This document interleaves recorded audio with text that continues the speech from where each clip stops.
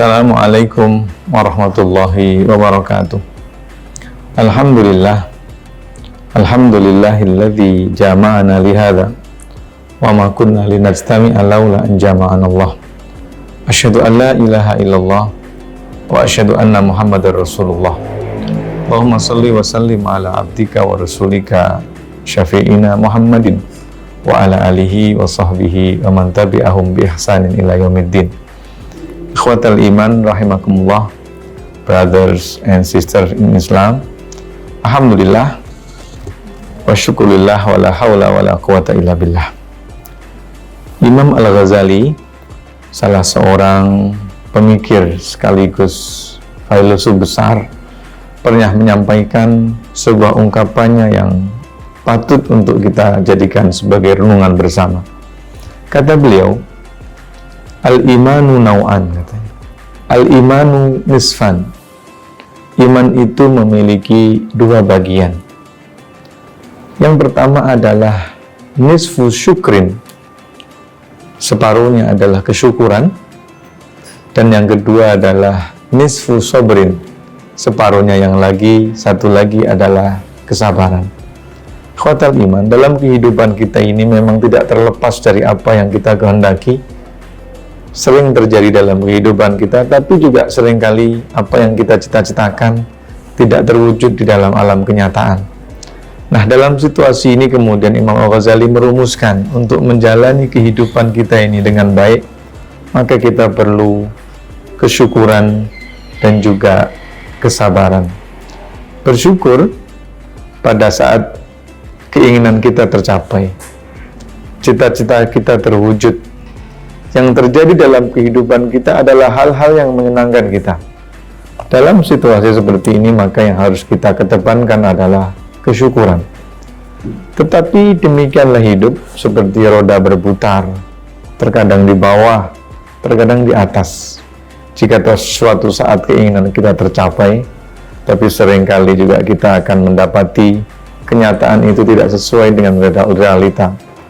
Pada saat itu, secara manusiawi kita akan kecewa, akan galau, dan mungkin bersedih hati. Dalam konteks ini, maka kemudian yang perlu dikedepankan adalah kesabaran.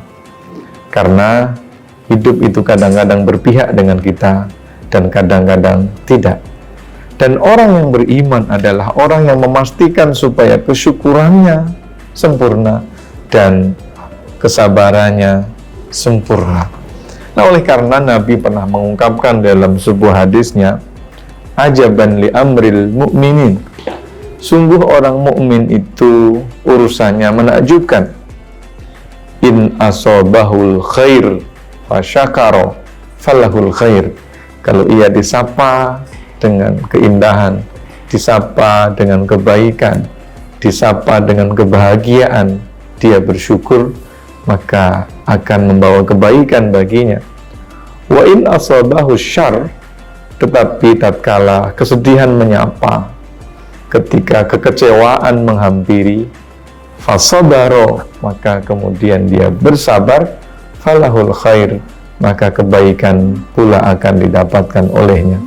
Oleh karenanya, di antara cara Allah untuk mengetahui keimanan seseorang, maka kemudian Allah hadir dengan ungkapan rukun iman. Dan salah satu di antara rukun iman itu adalah mengimani takdir. Antu'minu bil qadri khairihi wa syarrihi. Setiap anak orang yang beriman, setiap orang yang beriman harus mengimani takdir. Baik takdir yang khair maupun yang syarr. Jadi sebagaimana kita meyakini bahwa kebahagiaan itu datangnya dari Allah, maka kekecewaan itu juga datangnya dari Allah.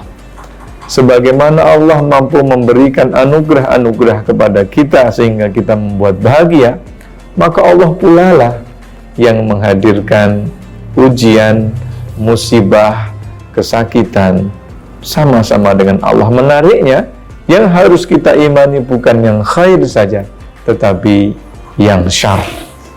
Bagi anak manusia, puasa adalah bagian untuk melatih kesabaran.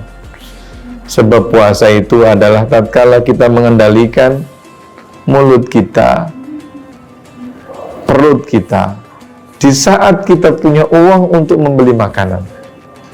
Karena puasa itu didesain oleh Allah untuk melatih kesabaran kita, untuk tidak minum, meskipun di dalam dompet kita ada uang yang bisa kita gunakan untuk membeli minuman. Sehingga para ulama menyebut syahrul Ramadan itu adalah syahrus sabr, bulan melatih kesabaran. Sebagaimana tali, selalunya tali itu pasti ada penghujungnya. Maka kesabaran, kesedihan, kenestapaan dan kecewaan itu pasti ada ujungnya. Sebagaimana tali ada penghujungnya, maka kesedihan pun juga ada penghujungnya. Nah, ketika Idul Fitri datang, maka sesungguhnya yang hadir adalah kepuasan karena telah melewati puasa Ramadan. Ketika Idul Fitri tiba, yang menyapa adalah kebahagiaan lantaran kita telah melaksanakan perintah-perintah Tuhan.